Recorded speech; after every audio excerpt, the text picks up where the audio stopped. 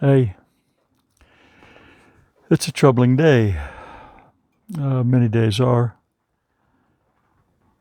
It seems to increase. We hear of the mass shooting in Buffalo, New York.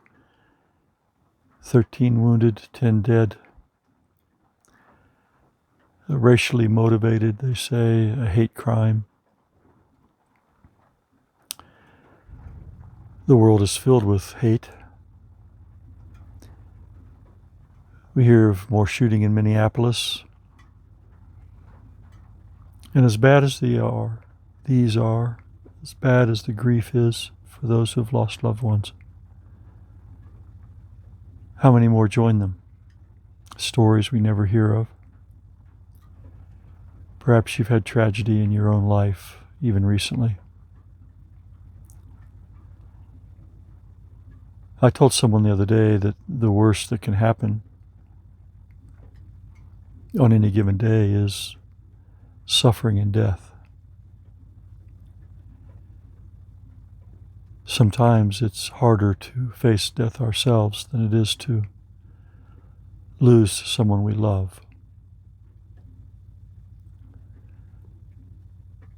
It is that fear of death that led me to become a Christian.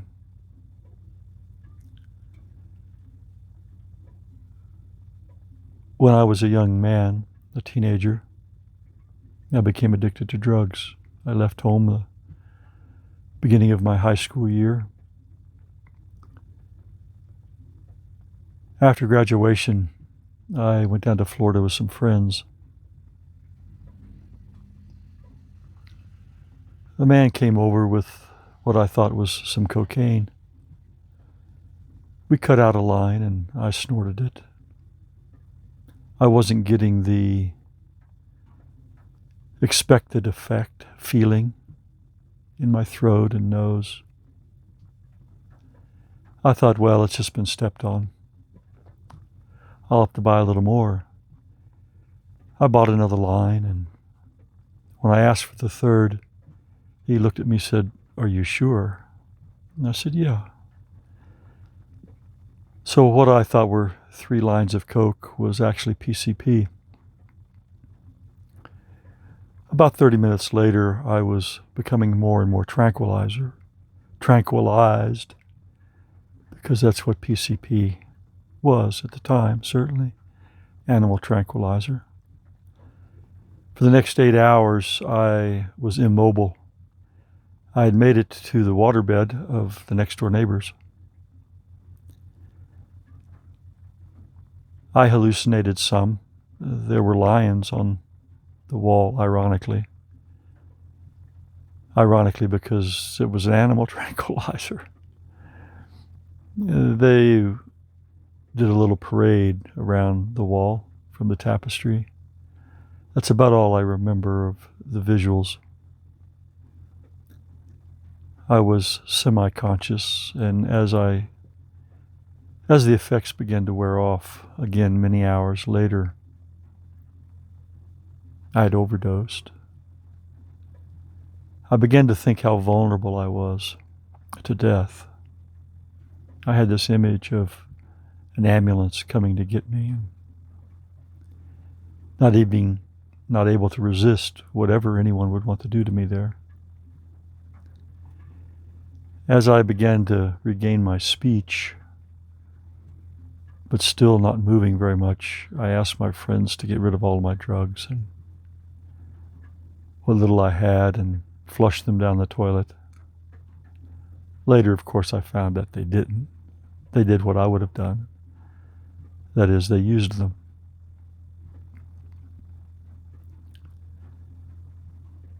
I had other experiences, overdose experiences.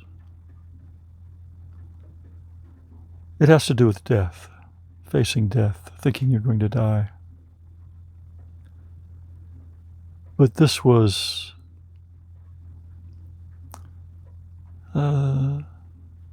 it impressed itself on me, the sense of vulnerability.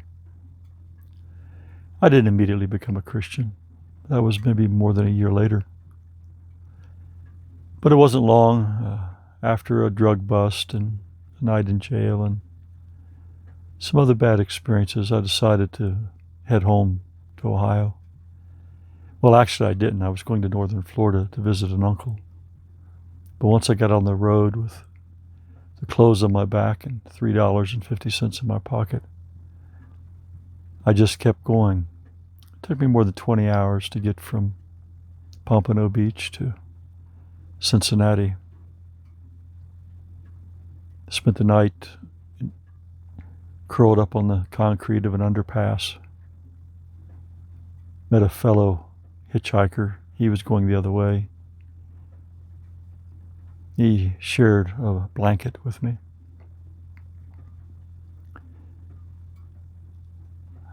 I was very thin, had lost a lot of weight over time, and I got a job there in Ohio.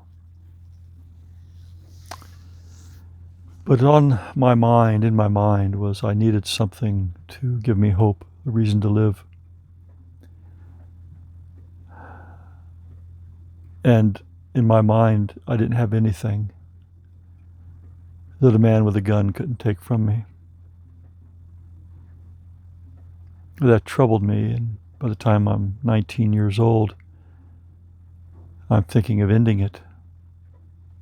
I didn't have any hope. My grandparents took me in, and they were Christians.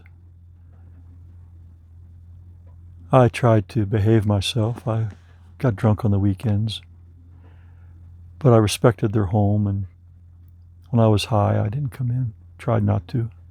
I'm sure I stumbled in a few nights through their bedroom to make it to the living room couch, their small apartment. I was there for about 9 months when I found myself alone at home on a Friday evening. I imagine they were at church. I was reminded that evening of an experience I'd had in Florida after doing mescaline. I thought I'd seen the face of God in the sky. So I began to pray. I actually knelt down, dining room window. I looked out on the stars and the sky, and I asked again. I wanted to see him. If I could see you, I said, I could believe. And he began to reveal something to me. He did reveal himself to me, not in the sky, not in a physical vision that I could see, but in my mind he began to call together the things I'd been reading at my grandfather's house, some things from a little book called Steps to Christ and other books I'd been reading on the sly when nobody knew. I was too proud to ask for help. I'd been convicted of how self-centered I was. Everything was always about me, all of the time.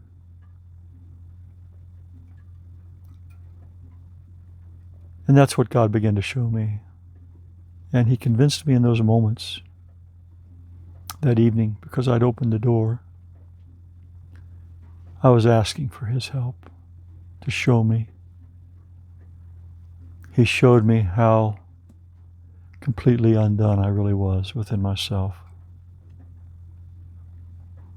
that I could not save myself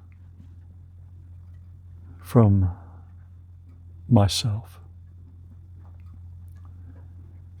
And I remember saying to him, if I can't do anything, what hope is there for me? And he replied, in my mind, there's nothing you can do, but there's something I can do.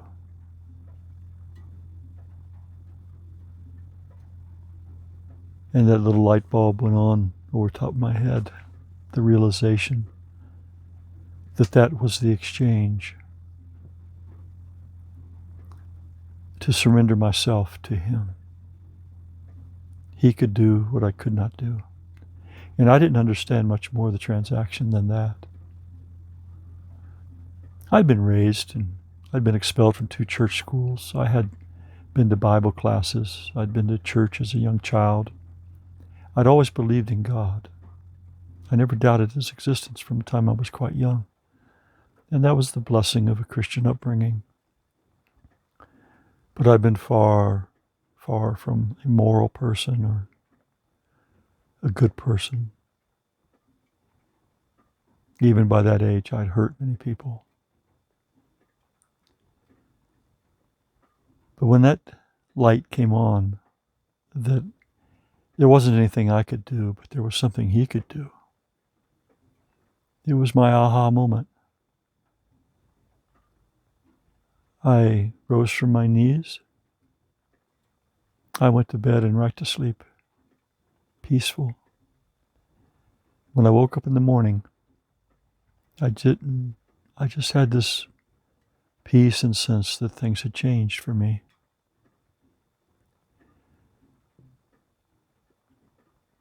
In those hours of sleep, he took away my craving for drugs and drink.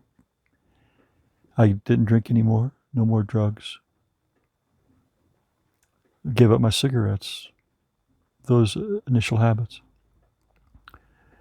I certainly had some character flaws, and there are things I'm still growing through today at 66. But I was on the road. I had been born again. I had died to self. I didn't understand the theology as I do now.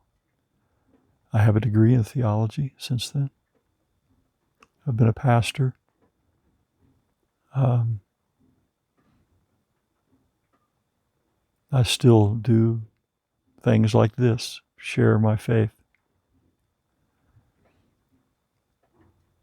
It's been a long road. I had a relapse in 1989 after a divorce, clinical depression, what amounted to a nervous breakdown, a loss of faith.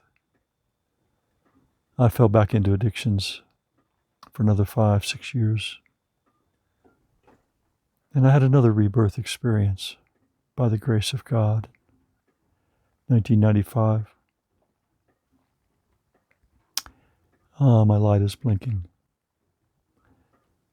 I may lose that. It's a battery powered LED. Okay, let's stop with that. What I want to say to you is there's hope. There's hope. I found a wonderful hope in Christ. You can go to my other videos and hear more of the gospel and understand it. And I'll continue on, but that's a little bit of my story, that I found a way to transcend the fear of death and have the hope of life and the promises of God. That's the point. Life is still hard. I still have trials and temptations. And ultimately, if the Lord doesn't come in my lifetime, I'll face death sooner than later. But I know whom I've believed. He's been good to me. I trust him. My trust is not in myself. I'm still tempted with pride and many other things. Occasionally I still fall. And even without those falls, I have a sense of dependency. And I know that, as Paul said, in my flesh dwells no good thing. I'm thankful for the forgiveness of my sins and hope to overcome them. I don't fear death, not tonight. I rest in him. And I want to pray for those who have lost loved ones. I want to pray for those who have no hope, who've lost their strength and courage, who are dominated by shame and guilt, who struggle terribly with anxieties, fears, traumatized.